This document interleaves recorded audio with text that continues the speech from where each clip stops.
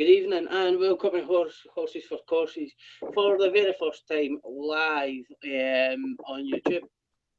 This probably won't go to plan. This is my first time hosting. My name's Mick Doonan. I have Andrew Humphreys on the line from Betfred. He works in the bookmaking industry, writes blogs for French racing. Andrew, do you want to tell us a bit about yourself? Yeah, good evening all. I just nothing much more to add. The Mick said there. Really, I just enjoy writing every now and again.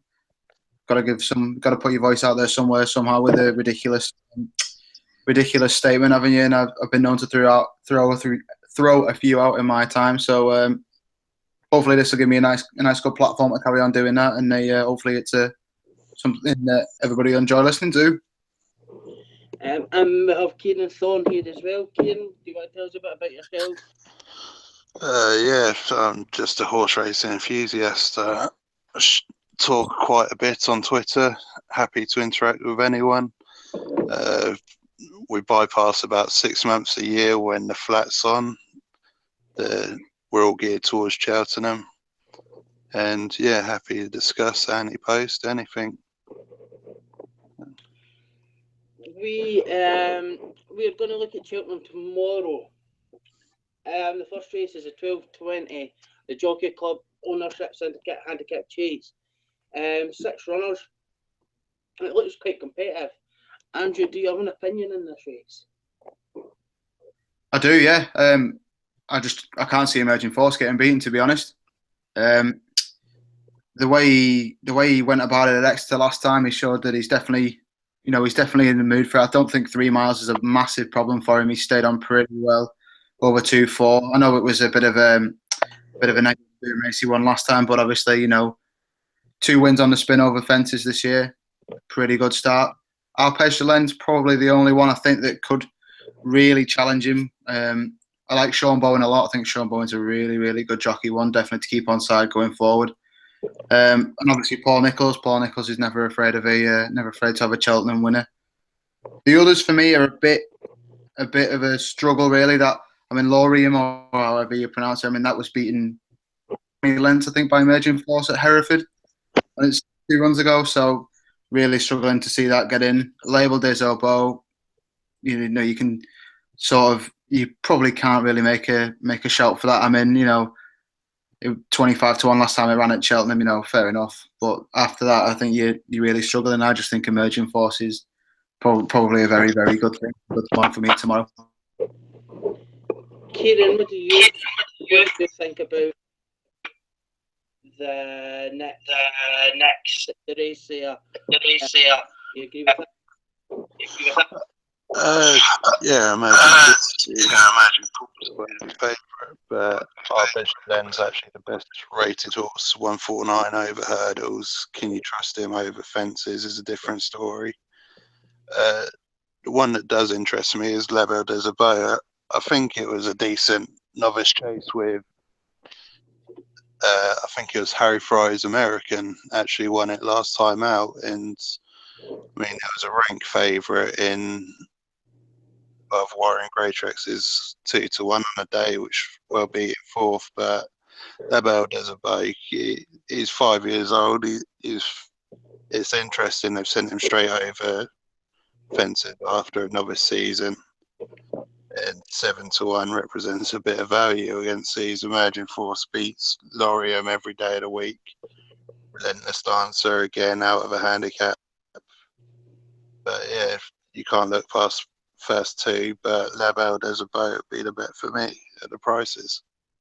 I quite agree with you, Kieran, actually. I back Label des Obeaux and a couple anti-post bets at the festival, and he seemed to miss out just on one race, and then Alan King was in no type of form.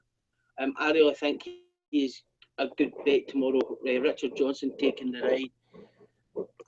Arpège de Lens, he could be an improver for Paul Nicholls, who is in the best of form. But it's a pretty. So apart from the first 3 in the market, Emerging Force, Label Desobo and Arpège de Laine, they could any one of the three of them could really enhance their chances of looking at an RSA. It's over 3 miles tomorrow, and it's still in novices class. Do you think any of them will have a problem with the track? I think Arpège de Laine could have a slight problem, but first time I saw him, he won at 12-1 at Newbury, I think it was, and then he's gone on to become a Grade 2 pace hurdler. And my notes about him, we'll watch him at 2 mile 5 plus, and then he comes back in a handicap hurdle, a couple of races back, and wins very nicely. Over fences, he beat what's his name in a slowly run race. What's his name? Harry Price I rate very highly, and fancy him for the 4 miler. And to be honest, he just outsped him over the last furlong last time out. So it's slowly run race and turned into a bit of sprint finish, which Arpège de Laine was always going to win against what's his name. So. But as for RSA expectations, in all honesty, I wouldn't see any of these going anywhere near the top 3 in that race. But Yeah, I'd agree with that as well. Yeah. Yeah. I think the Arpège de Laine's wearing headgear again. I think, isn't he, in this race? Yes, he is, and he's off at 140. Tongue tie and blinkers on tomorrow. That could maybe help him as well a lot. They're running off at 140. 143 is the highest mark in this race. They're going to have to improve a lot to be involved in the RSA, but it was won by Black Lion last year. Yeah, I mean, Black Lion's underrated. So I think the RSA, it was a bit of a dog race last year, but I wouldn't be surprised to see Black Lion come along the lines of Lord Windermere.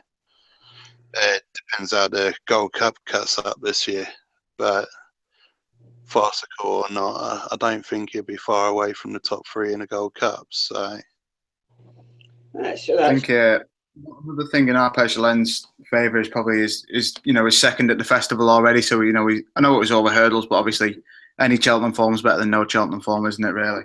Yeah, definitely agree with that. Well, the next race is the 12:55 at Cheltenham. The CF Roberts Electrical and Mechanical Services Mare Handicap Chase. I've had a really good look at this race, and I've picked one out which I think could be a vast improver.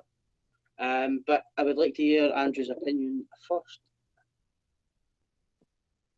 I'll get it in there now. Big field handicaps are not my thing whatsoever. I despise them. I know there's only 10 runners in this, but it's tough. I've had a quick scan through, and something along the lines of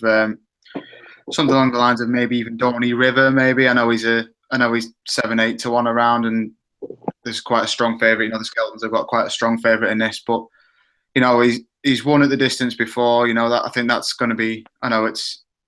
Oh no, it's only 2.5, but it's still better than nothing. Yes, I did has also won at the distance, but to be honest, Mick, I think it's yes, I did is going to be quite a warm favourite, I think, tomorrow, and I don't really have that much of an opinion, but I think Dorney River could be quite progressive, so we might not have seen the best of him yet. That would be my thing for that one.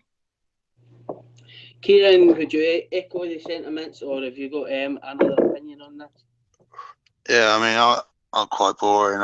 I'd never back it at a price, but I think yes, I did. It's an absolute set. You got 3 of them in Songsa, Hollow Bay, and I think it was Troubled Soul last time out, all beaten by Lily Lamore.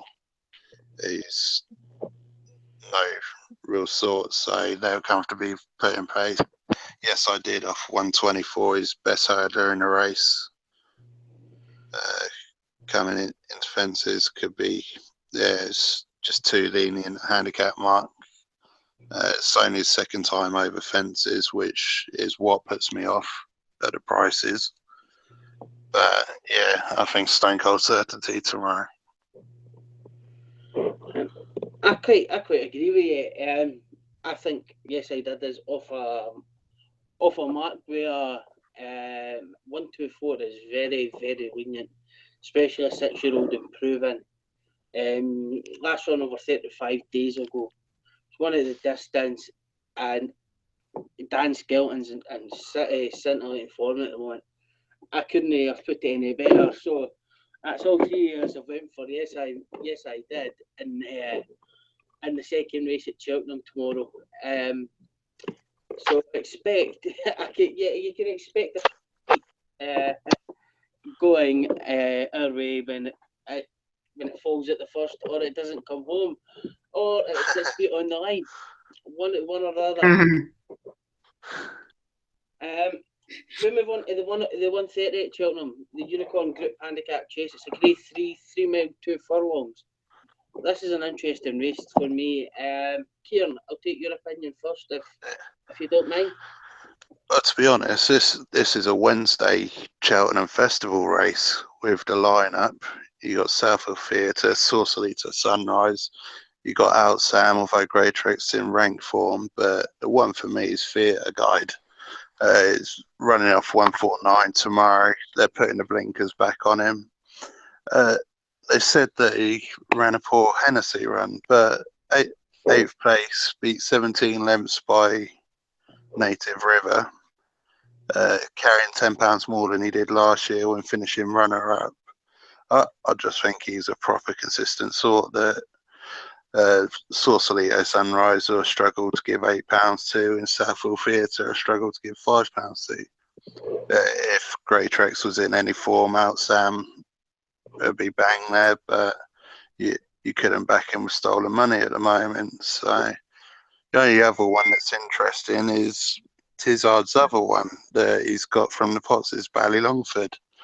It's an interesting move to step him up from 2 miles to 3 mile 2. He's won over 2 mile 4 before, but Coleman off 10 stone 5.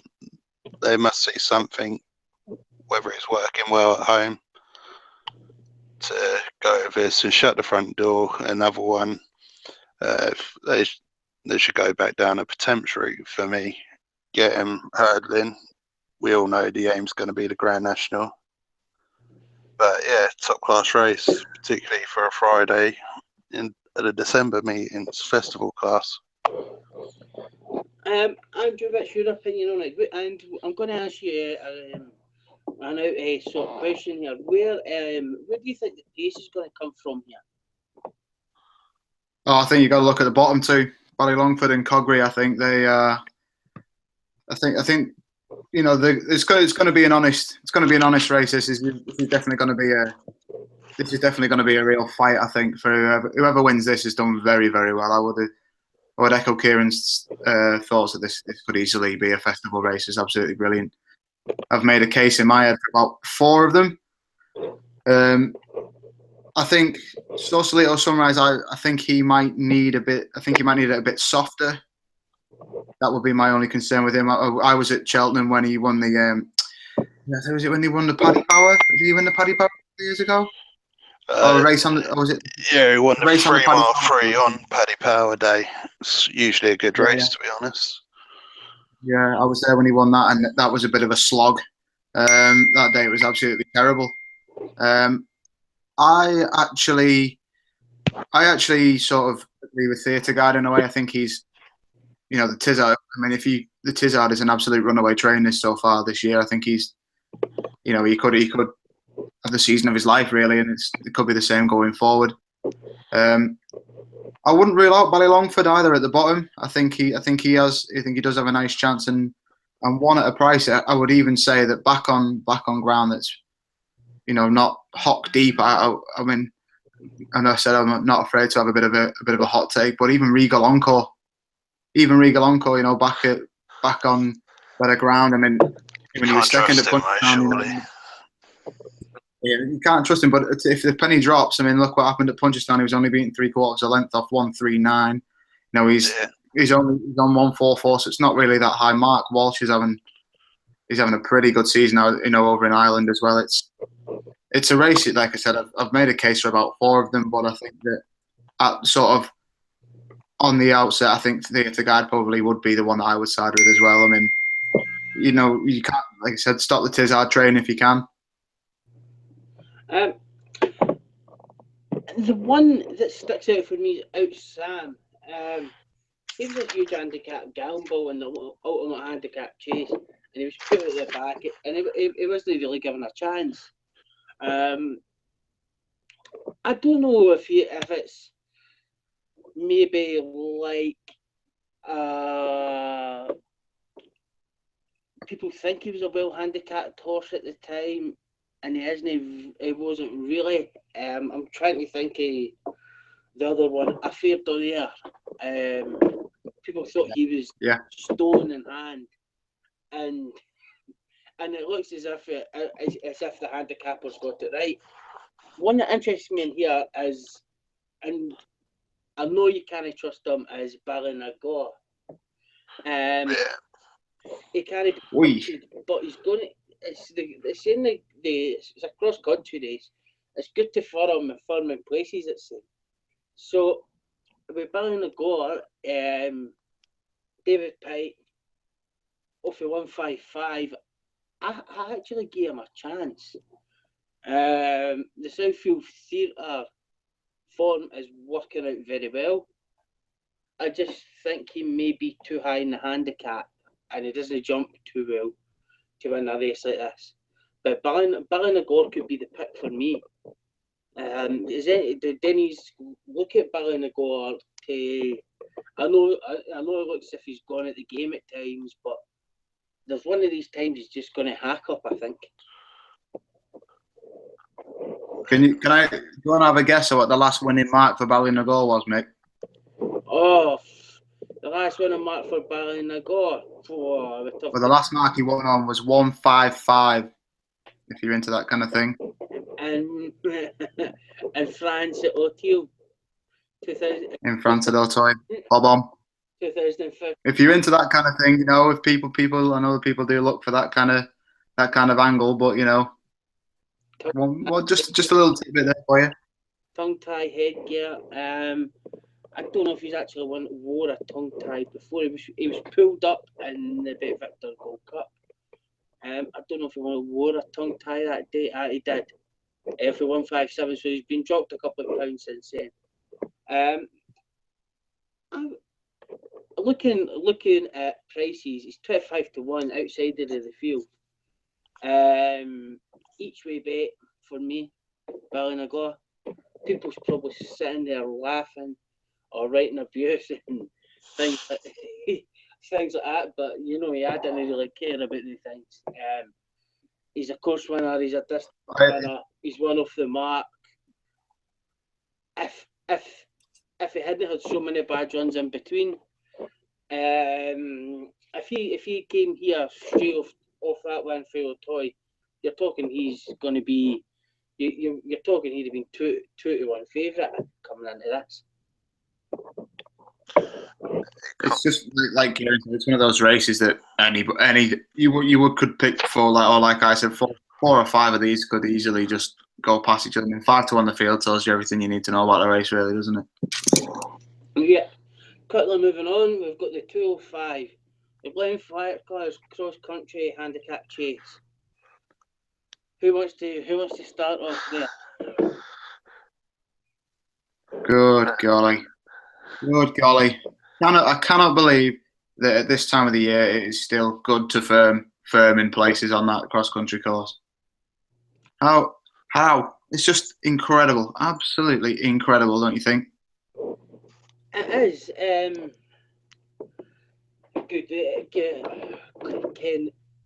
Good flat horses have been looking for this kind of ground about 6 months ago, and they didn't get it. It's mad. I don't know what they're going to do, but I've actually had a bet in this race. Blitz the Wings by any chance? It isn't Blessed Wings, and it isn't Cantlow either. You ain't gone for McManus's second choice either, that, have you? I went with Gunyella.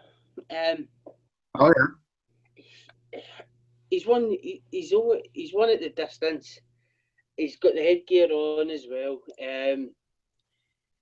Jim Draper is a trainer who seems to get some improvement out of horses after the first run.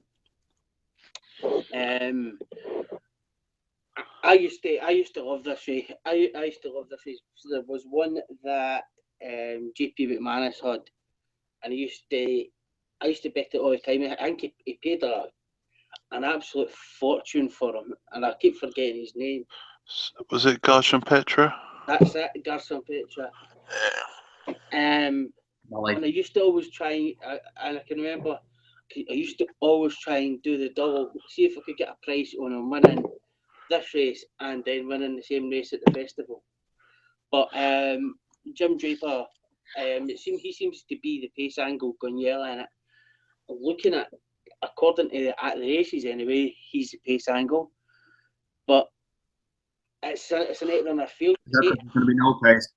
I mean, for me, it's not a race to have a bet in, to be honest. But my only concern with Gunyella is it soft enough? I mean, the second in, I think it was a Scottish national and also the Welsh national. I mean, they're notoriously bogs. Bless the Wings, obviously second in the cross country at the festival.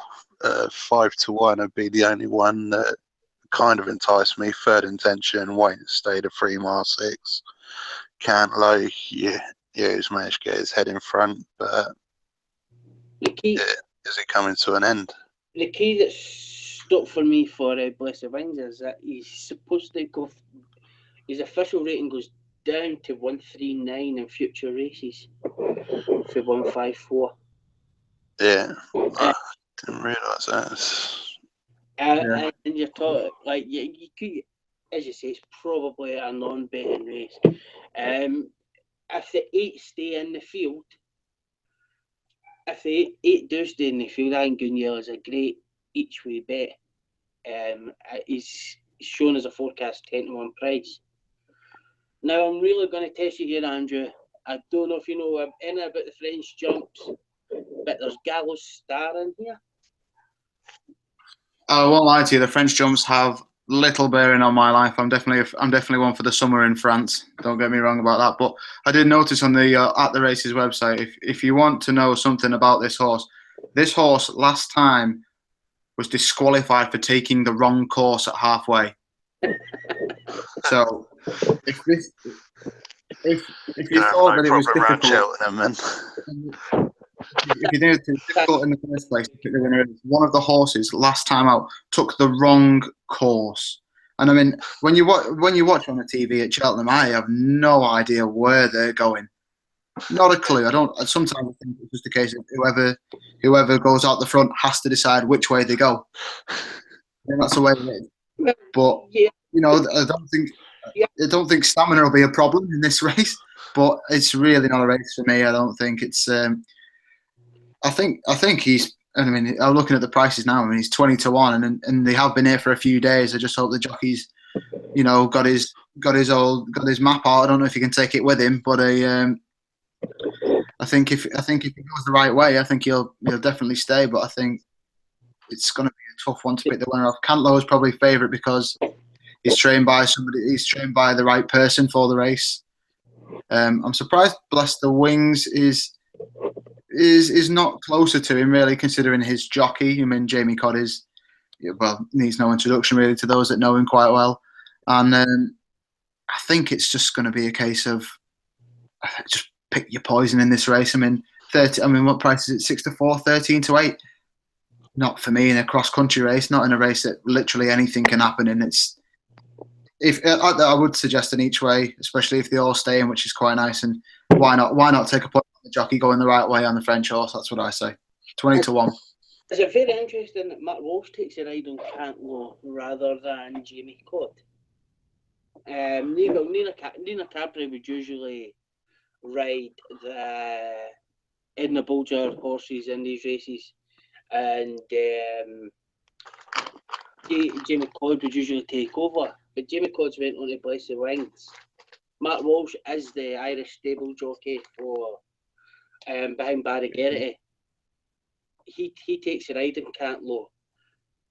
Is that like it's very rare that you get the better top jockeys taking rides in this race, because we all know what can happen. It can end up a disaster. It can not a disaster in a bad way, but it's just a completely messy race. It's going to be that messy race. I'm moving on quickly to the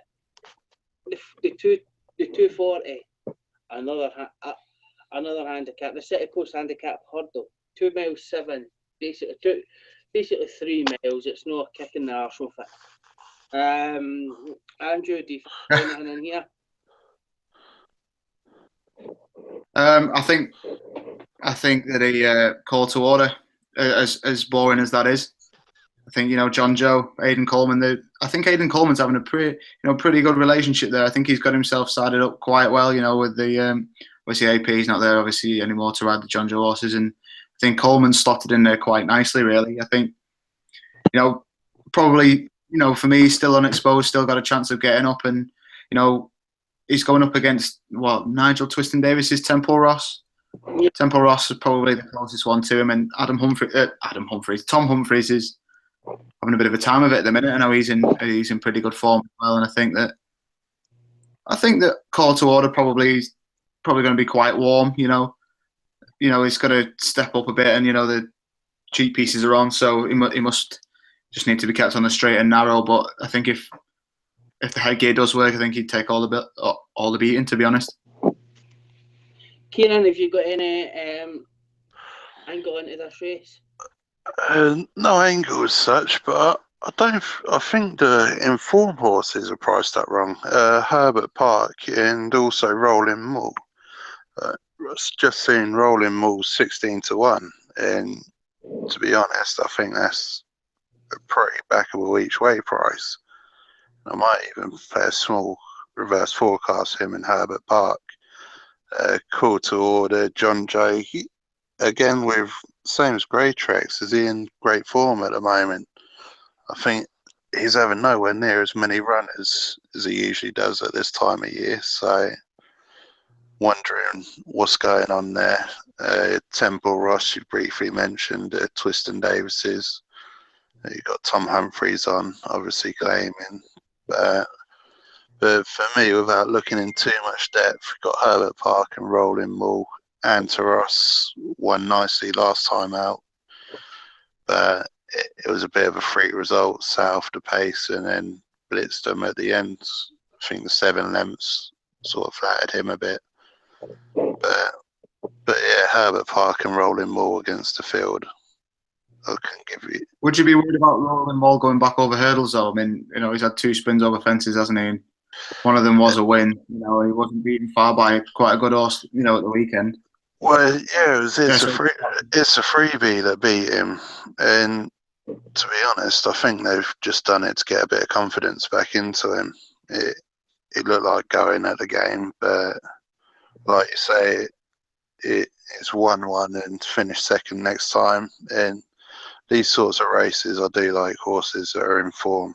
And yeah, Herbert Park, obviously for Pipes, same scenario. I think you finished second last time out, giving £16 to the winner. He's only beaten a couple of lengths, and he will stay the 3 miles and get up that hill. So yeah, they're the ones for me. Wondering about the ground tomorrow. How do you think that's going to affect it? Because a lot of horses probably won't be used to running on such good ground, I would imagine, at this time of year. Do you think that's going to cause a bit of mayhem? Yeah, well, that's why I'd like to go with the informed horses, because you find with the dodgy ground this time of year, that's when you start getting your massive prices going in, as you well know. But good ground, level playing field. I think the trainers knew exactly what they were going to encounter the weekend. You didn't see many soft ground horses entered for these 2 days at Cheltenham, so I wouldn't play the ground card at all. I think the best horse on the day will definitely win. So I think I'm going to add my bit in here that Antaros for Paul Townend takes a ride. He's been put up £8. Valhalla was behind that day, and so was Corin Wood, who's come out and run respectably. Paul Townend won on him the last time out as well, and he still probably has a couple of pounds in hand. I think he's probably too big at 8-1 on that show. But one that really does interest me is Dragon's Den. 40-1 outsider. Yeah. That is a big shout. It's having its first run for a new trainer. Being ridden by James Best, who won last year on So Fine for Philip Hobbs at 33s of a 10 stone 7. Little things like that. I get drawn into things like that. Having its first run for a new trainer into here. James Best won the race last year on a huge price winner. The forum is just it's just terrible. It came back off a 277 day break. It's around 5th of 5th, 5th of 6th, and 6th of 7th to miss kick. It's not been beaten massively away, but it's been falling down the handicap. It's been running better races. It's actually beat up a couple of last season. Beat a horse called Alternative, however you say it, off of a mark of 122. Wayne Hutchinson read that day, won by 15 lengths. Alternative is one of the talking horses of this year, who just finished 8th at the Ascot Chase. Manila Dandy won it. It just seems to be such a low mark. A brand new yard here, a winning rider last year, and these things catch my eye. They would be the two I'd be looking at, Antaros and Dragon's Den each way. Apart from that, it's a very open race. I want to know what your opinions are, Nigel Twiston Davis, who's in the £10 claimer. That's personally what puts me off there. Even contemplating Temple Ross. On the face of it, he seems on a fair mark.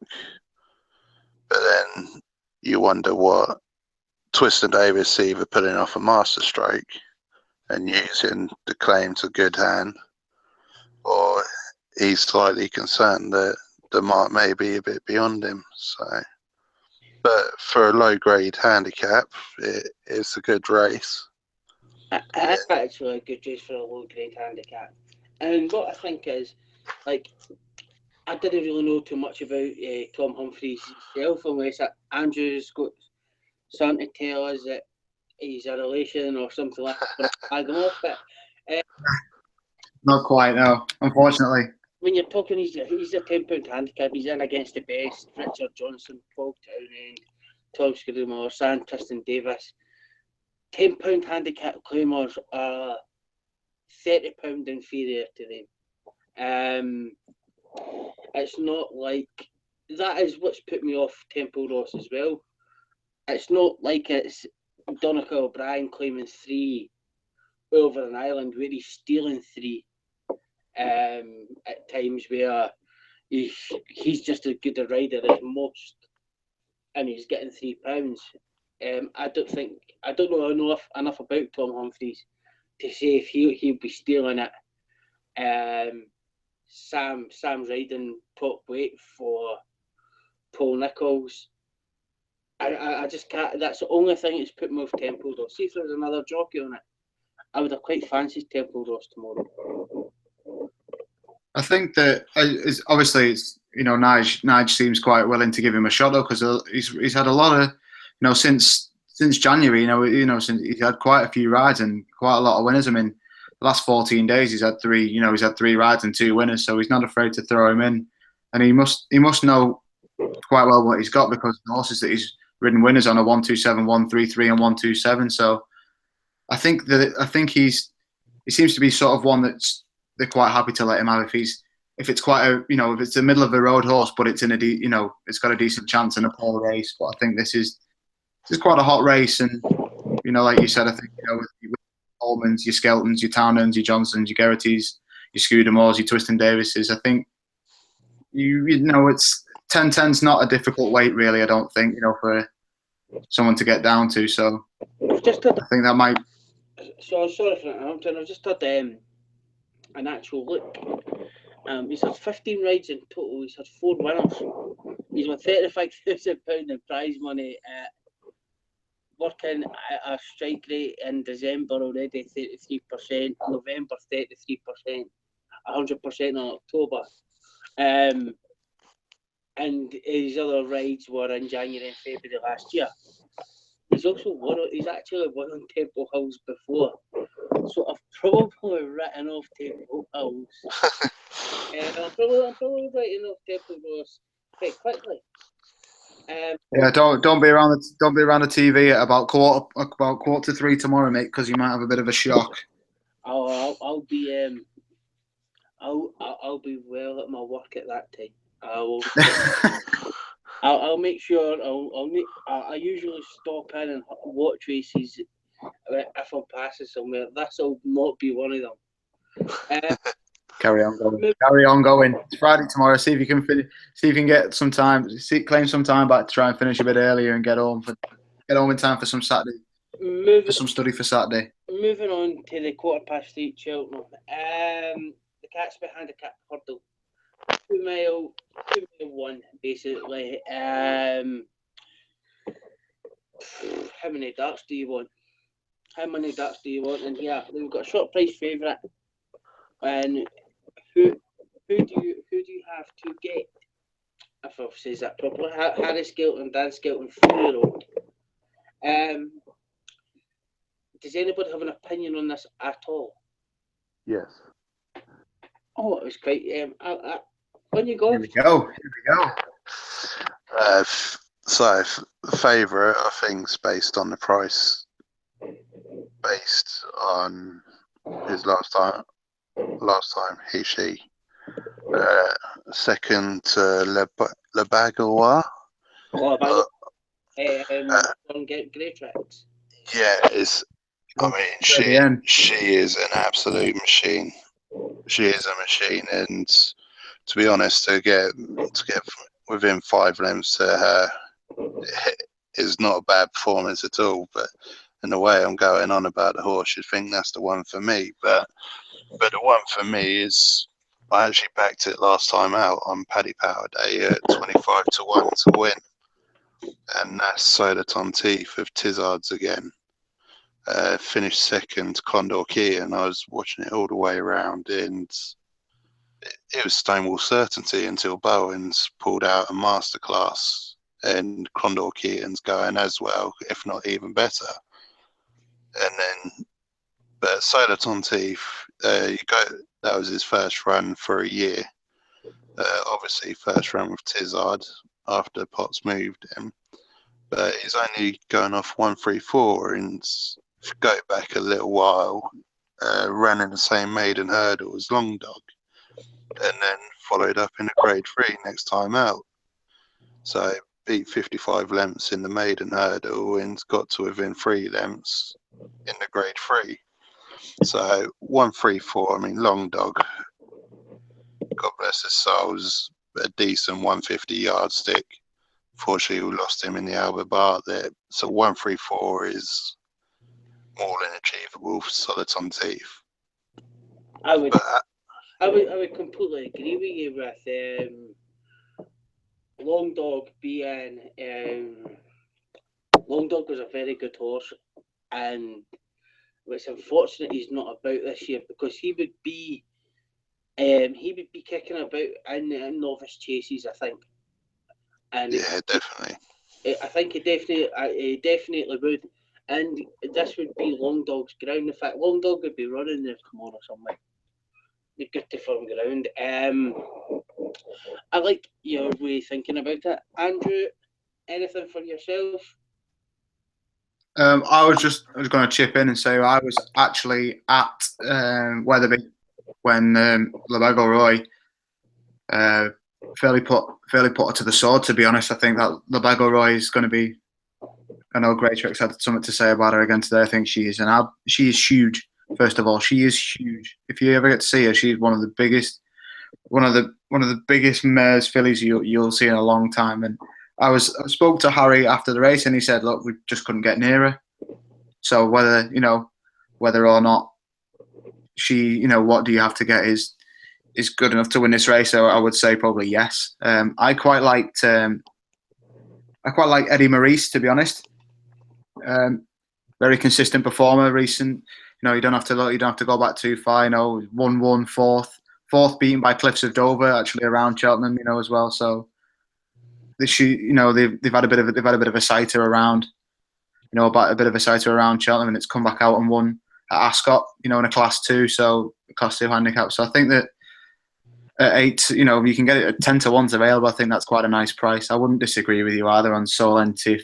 I tell you, Colin Tizard, he's landed a brilliant pair of aces there, hasn't he? With Alan, with Anne and Alan Potts. I mean, they're willing to just give him the world, and as long as he carries on getting this decent performances out of these horses, I mean, I think that he's going to do very well. I like them sort of first or second run for Tizard because, again, coming over from Ireland, they have the potential to be a lot better than Phil Smith thinks they are. If you know what I mean, whenever the Irish come over, normally they normally carry a couple of extra pound because he's not overly sure what they're worth or anything like that. And Viconte de Noyer put that, into perfect perspective when he fairly hosed up at Cheltenham for that as well. But for me, I wouldn't disagree with Solentif, Eddie Maurice, and what do you have to get? Why not stick them stick them to be the first 3 home, and you could be having a nice Saturday there. There is one at a price, sorry to interrupt, which very interesting to me, and that's Doubly Clever for Michael Blake.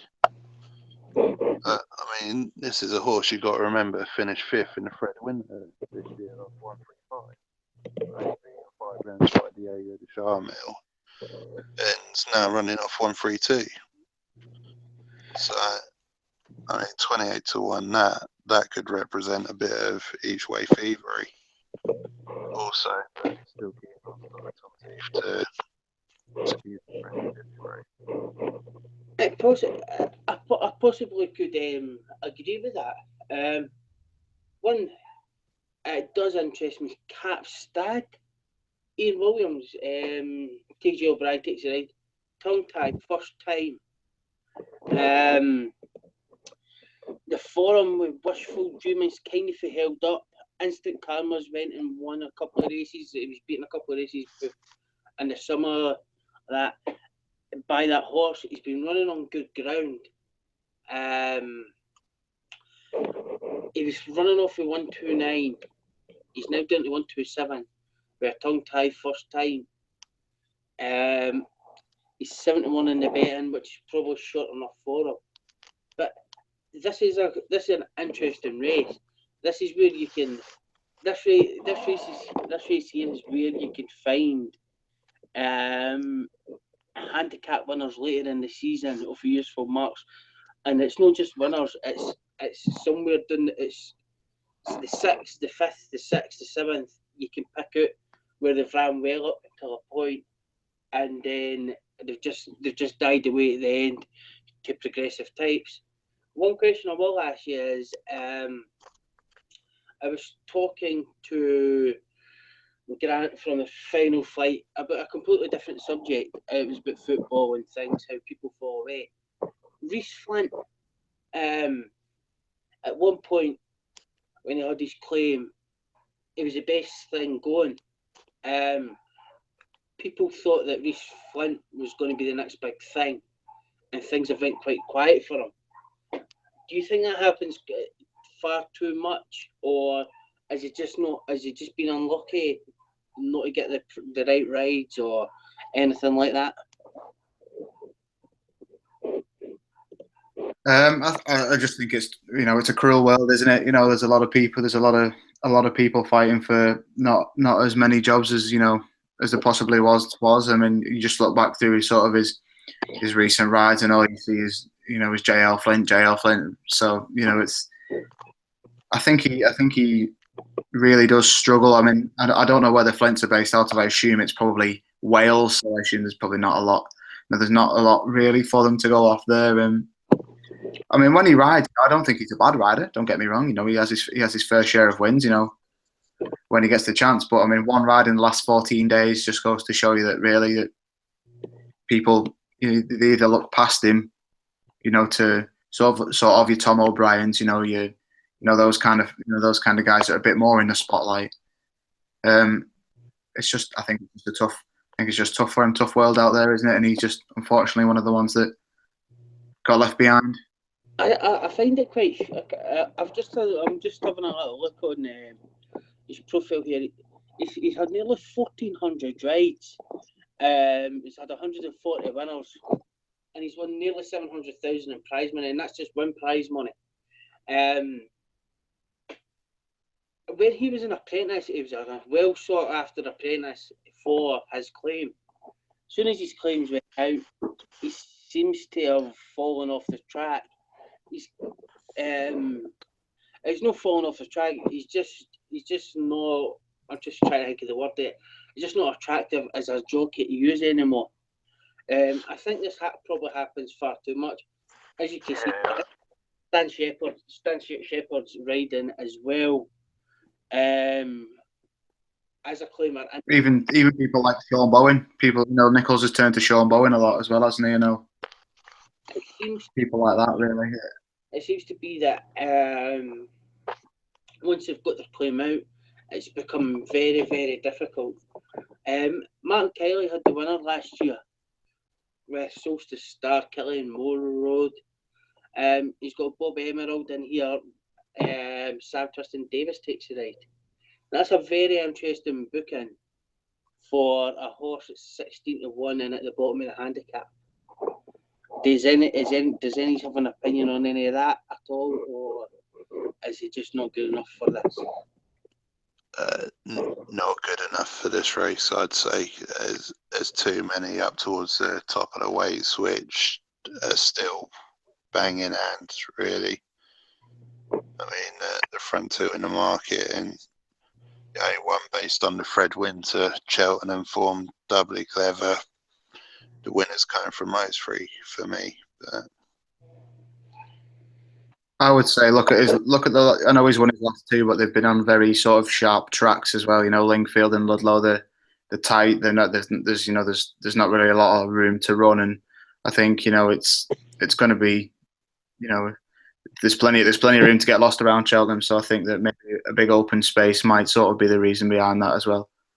Martin Keithley's in good form though, so you never look. I mean, there's since the start of December, he reached 2, 2, 2, 2, 2, 1. So I wouldn't. You can't rule anything out really in the race, but I think at 14-1, I think that the guys who know a bit more about me on the trading floor have discounted him. But tough race, and he's not fancied to level. You can make your own decision about that, can't you? Really? What? Just out of interest, what do you think about Horse One? Third to Ballyop, Toxeter. He's not a bad horse, but do you think they've just he's been found out a bit now? Air Horse One was second to Ali Blue, who was in this race, who I looked at quite a lot. He was second to Relic last year as well. I've been looking. I actually looked at this. But Ballyopta King is very, very overrated horse. I know he won that the Grade 1 at Aintree. if Patrick Mullins doesn't hit the last with Bells Hill, there'd be a man called Pat Muster still running about in a duffel coat, but that, I just think Billy Optic, I think he's been found out this year. But Air Horse won. I think he lost his weight. Was he not with Charlie Mann at a point? I can't quite remember. But no, he wasn't. He wasn't with Amazing. No. Harry Fry all the time. There was a race he was involved in, and I can't quite remember what happened. In fact, it might have been against. I think he maybe got unseated at the first. He did against Sandown. It was one of the weirdest races I've ever seen. It was won by a horse called Starvin Marvin. Air Horse 1 was the 64 favourite, unseated at the first. And then there was a horse called What's the Scoop, which is the half brother Archibald, which ran across this track and tried to enter the crowd on the running. And that's where Air Horse 1 comes into my memory. That he unseated at the first, and What's the Scoop tried to run in, basically turned into a head case, and a horse called Starvin Marvin won it. I've had to look that up there, and I wondered why that horse was sticking in my head. So for Kieran, for this race, it's Soul and Teeth for you. Yes, mate. Andrew, for yourself.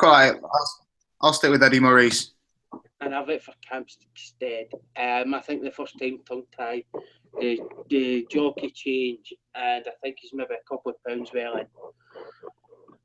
It's not very often we'll say this, but this may be the most important race on this card. This is a fantastic race. This is a proper race. This is a proper race. If it does come up good to firm or good at the festival, the form of this race will make the winner of it or whatever is unlucky in it the favourite at Cheltenham, I reckon. It's an excellent race. There is 2 horses coming back for 600-day breaks. 601 day break, and another one from 762-day break. They both broken Nicky Henderson's gallops. Imagine that. But Andrew, do you have an opinion in this race? Oi. This was the last race I looked at before I left work today. I think Some Kind of King is probably a worthy favourite. Don't get me wrong, but one of the horses you mentioned there that was off for 601 days, William Henry. Now he won a bumper up at it was the up at the festival, and I think Nicky opened the card with the win of the first race and finished it off with this guy, and this guy flew home. He absolutely flew home. Nico was on him that day, and obviously they brought Davey over as the return jockey for the new owners there this day. But I know he's probably going to need the run, but I think that he could be one. He might not win this race, but he is definitely one for that tracker, one to keep in there. The winner, I was thinking, I quite like Brio Conti if he can be less of an absolute mental case.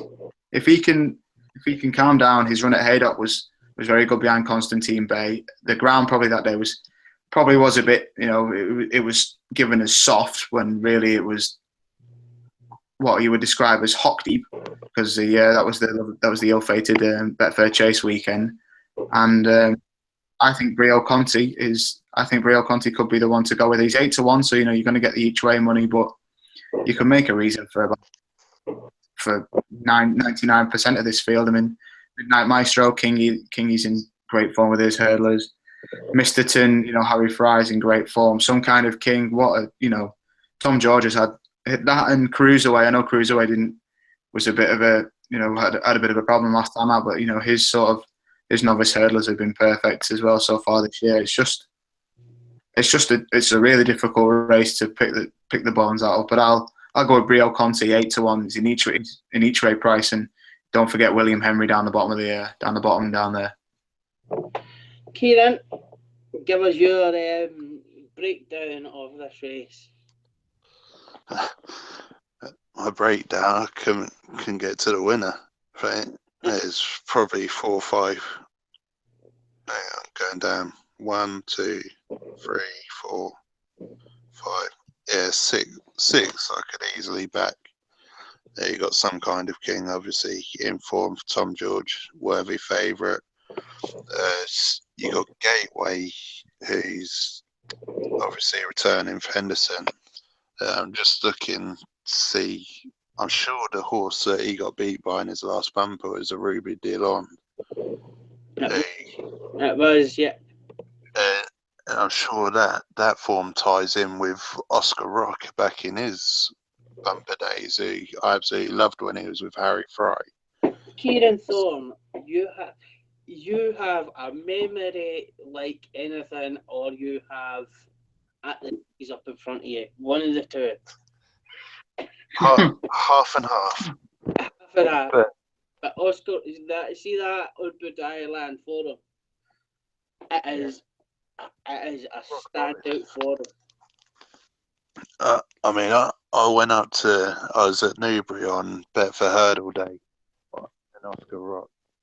I just knew he was going to win. I asked for the price before the first race. They let me have 6s. I think he went off about 2-1 in the end. But going from bumper form again on this, Fergal O'Brien had a decent winner at Cheltenham, the Paddy Power weekend in Poetic Ribbon, which I think it could turn out to be a decent listed bumper in the Forum Bill of Harry Fry's, who was well fancied on the day. And Nichols had the favourite, Brahms de Clermont, who didn't turn up. But 11-1 against this field.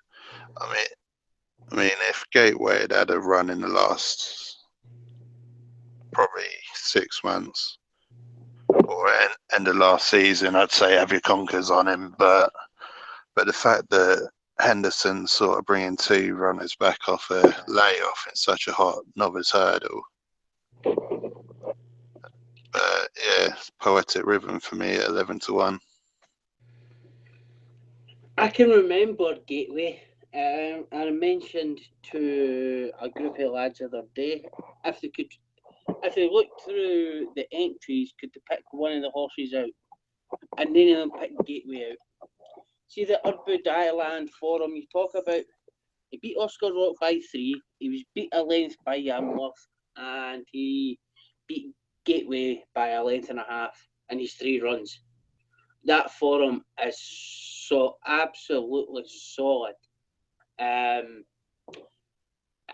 he was beaten a length by Yamworth coming off of a 560-day break. So yeah, you can just imagine how good he really was. Gateway, I'm sure at the time he was the favourite for Supreme and every kind of race that you could imagine that was coming up. And it always stuck in my head. And he beat even his bumper form is solid. He beat T for 2 at Newbury on his first start in the big sales bumper. They were 34 lengths clear a third. And then he ran into the Udwood Island, and at the time it was a turnover because nobody really knew who Yamworth was at that time, and Gateway went off at 2-5 to a horse that finished a length behind Yamworth, and a bumper at Wincanton, who were then both 28 lengths clear of the third that day as well. So these two, he is a serious bumper horse. If he's ready to run, which is probably he probably isn't. He's probably going to need a run.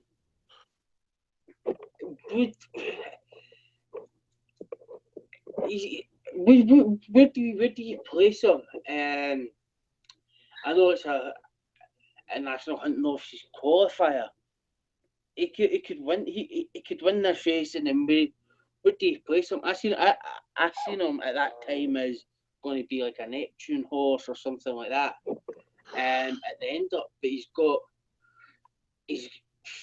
could be anything. He really could be anything tomorrow. William Henry, I just can't back. I used to have a boss called William Henry, and and he was I can't mention the word what it was because my dad actually still works with him. So William Henry doesn't go down with me. The one that stood out for me is the Tizzer horse Pinchu. Fourth to Jenkins after a 700-day break after coming second to Space Cadet.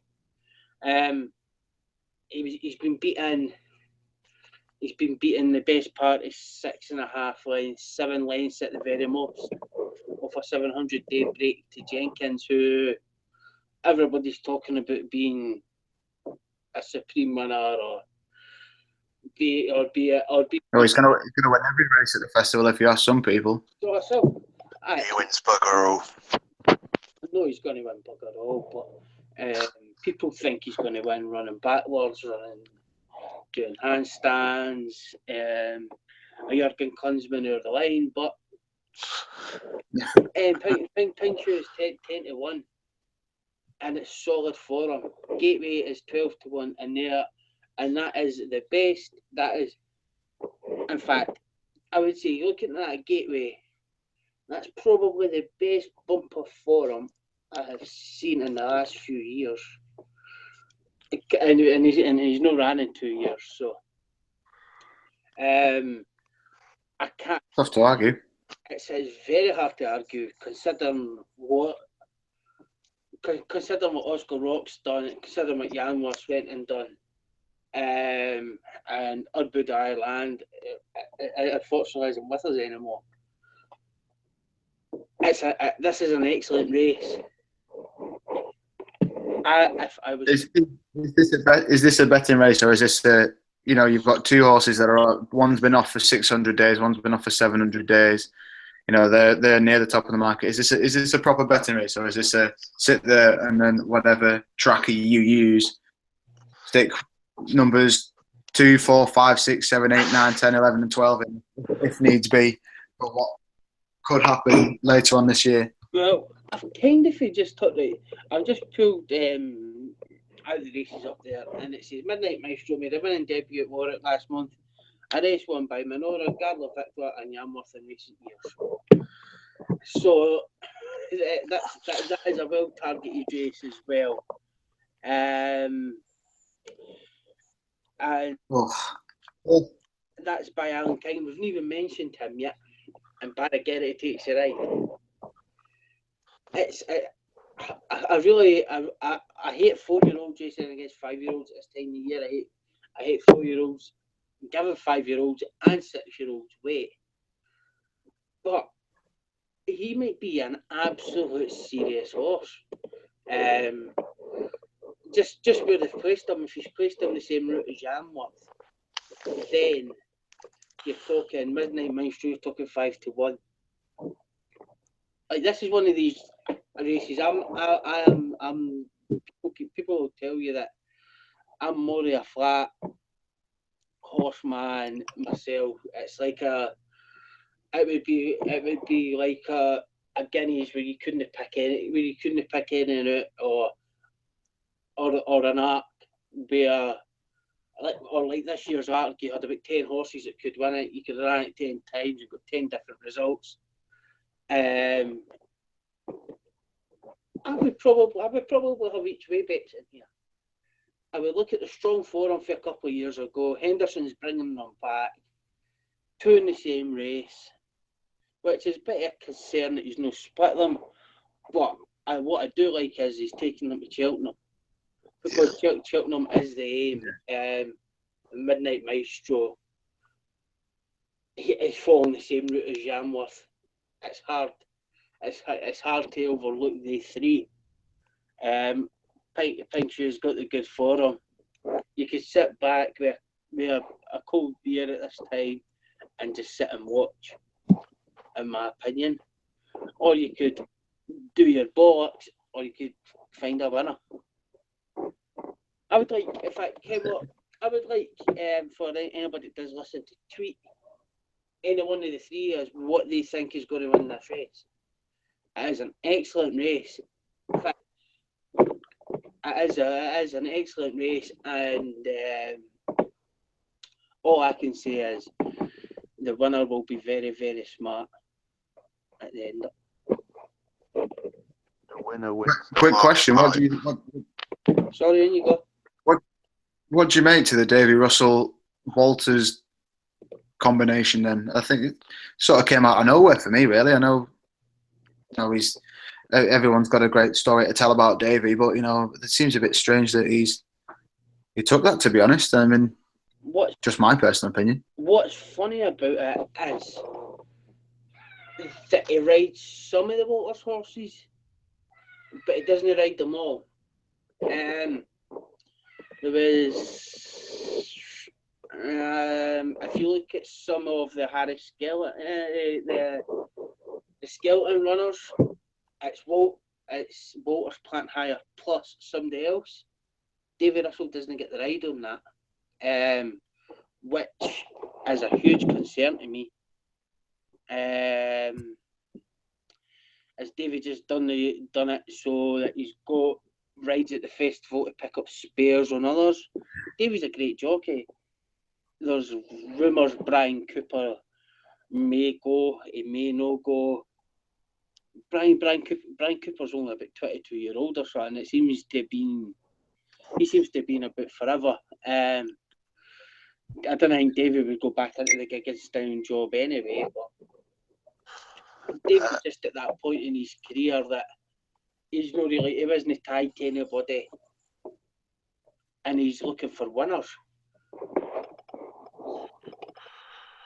The thing is, if you got a horse that can win any race, and you ain't got a tied jockey like Nichols got, Twiston Davis, Henderson's got, De Boinville, so on. Yeah, Davy Russell will be bang up there for me. If I had a horse, I certainly wouldn't mind him riding it. And if I look down a card and I see Davy Russell, it interests me straight away.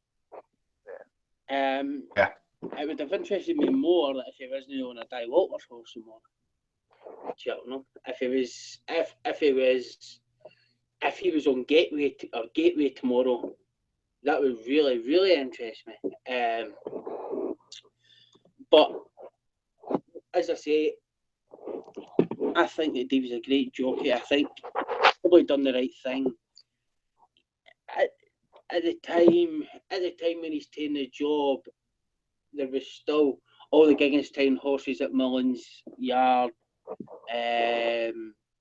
All the Potts horses were tied up with Buck. So you had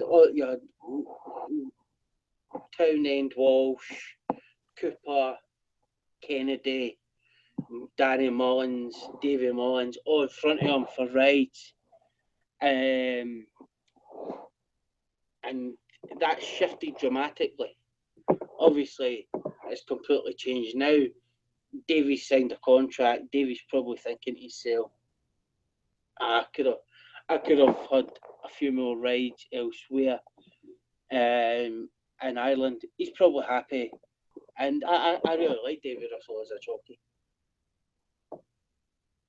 Oh yeah, I like it's been previously said. If you have a festival horse and you're not tied to anyone, and you don't, and you think it's got a chance, then if you can pitch Davy and he rides it, then automatically it's you lose to you. Hopefully you get on before he announces he's riding, because you'll lose about 3 or 4 points in the market by the time those declarations come in. I just looking back through this race again, we haven't even mentioned Some Kind of King, and he's the favourite. That's the favourite for this race. It's incredible, absolutely incredible. I mean, 3 wins on the spin.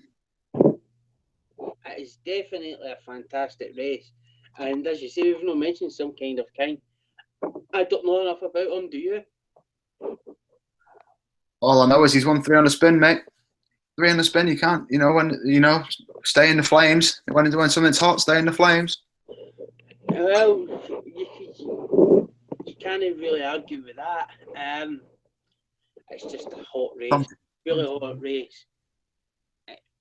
If you are a player on the exchanges and things like that, you're probably as well backing a couple for a race at Cheltenham tonight on the exchanges, because tomorrow, if you finish first, second, or third, and a close-up finish, they're going to be half in price, even less than that. I don't think any of them will be. I'm saying I don't think any of them will be Cheltenham festival winners, but you never know. You never know. Some of them may be very, very good.